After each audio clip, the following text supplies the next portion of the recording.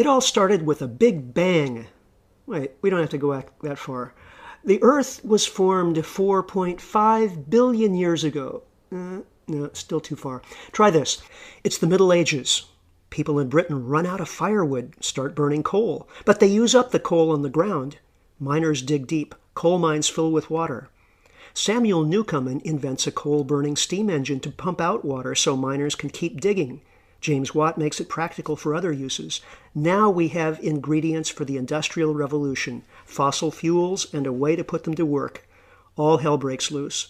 Coal miners bog down lugging coal. Rails make it easier. Rails and steam engine combined make a railroad. Michael Faraday makes the first electric motor. Nikola Tesla invents alternating current. Soon utility companies start burning coal to generate electricity. Meanwhile, Edwin Drake drills the first rock oil well in Pennsylvania, and Carl Daimler builds an automobile running on petroleum. Coal tar and oil are turned into industrial chemicals and pharmaceuticals that prolong life, more population growth. The Wright brothers start oil-fueled aviation. Fritz Haber and Karl Bosch make fertilizer from fossil fuels. Fertilizer and oil-powered tractors expand food production, feeding more people. World War I is the first fossil-fueled conflict. Then comes World War II, giving us guided missiles and atom bombs.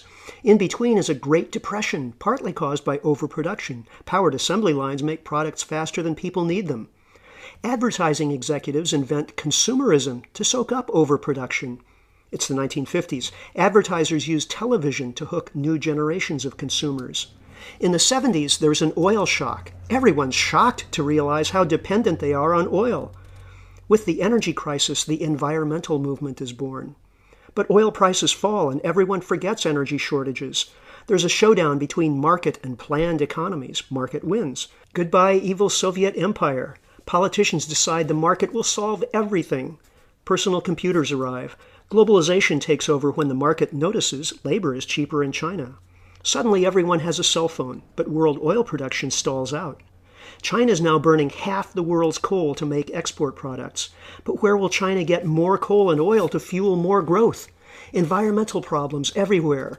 Rising CO2 levels lead to record heat waves, floods, droughts. Oceans acidify. Topsoil erodes by 25 billion tons a year from industrial agriculture.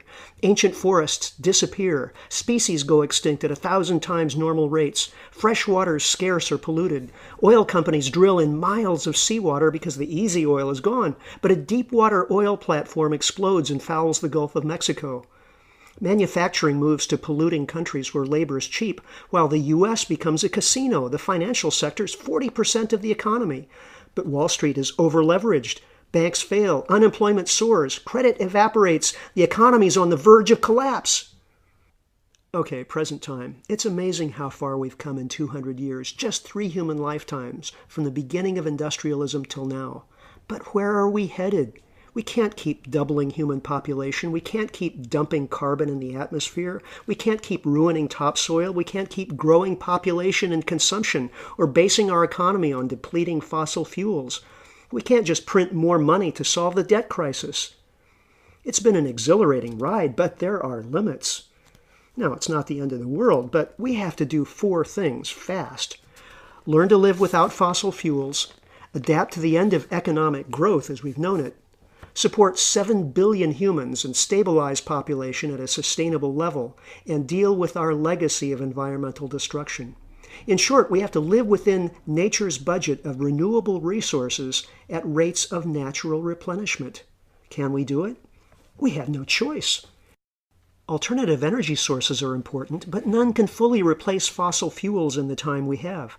Also, we've designed and built our infrastructure for transport, electricity, and farming to suit oil, coal, and gas. Changing to different energy sources will require us to redesign cities, manufacturing processes, healthcare, and more. We'll also have to rethink some of our cultural values. None of our global problems can be tackled in isolation, and many cannot be fully solved. We have to prepare for business as unusual. Our best goal is resilience, the ability to absorb shocks and keep going.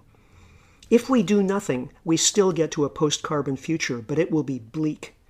However, if we plan the transition, we can have a world that supports robust communities of healthy, creative people and ecosystems with millions of other species. One way or the other, we're in for the ride of a lifetime.